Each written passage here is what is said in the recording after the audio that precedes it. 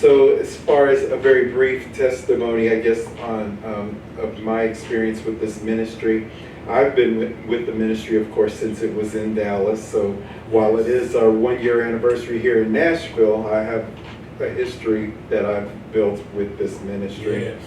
And I will say that the one thing, no matter how tough things seem to get, we all have our personal struggles, personal demons.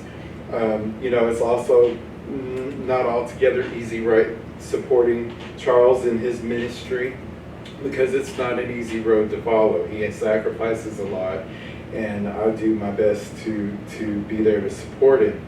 But despite that, I am also still a parishioner, a member of the congregation. I am a Christian.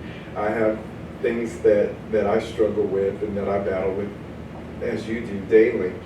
But when, even in the, I guess what you might call the worst of times, what always comes back to me and brings me back around is that moment that I experienced in church when it seemed like the Lord just opened my eyes, yes, and I got to experience that liberty that you were just talking yes, about. yes. Where from my background, where I came from, you were so constrained with rules and regulations, even some above and beyond what traditionally people may experience, right, in the mainstream churches. And even though I had walked away from that eventually, I spent a good amount of time trying to make it on my own, but still, no matter how separate physically I got from it, I still found that seemed to just be a cloud it is no better way to describe it, but chains, really, yes, that you don't realize the weight of that you carry. And the liberty that I got to experience, that the Lord so blessed me with being able to experience in this ministry, I remember that. It comes back to me just like it was that same day, yes, even in my darkest times, and that just renews my faith, renews my appreciation, and makes me praise the Lord all the more. yes, So, yes, for my experience with this ministry, I've been able to see that the Lord is a God that is not far removed from us, but is there for yes, us and is there with us. yes. And as long as we invite Him into our lives, He is there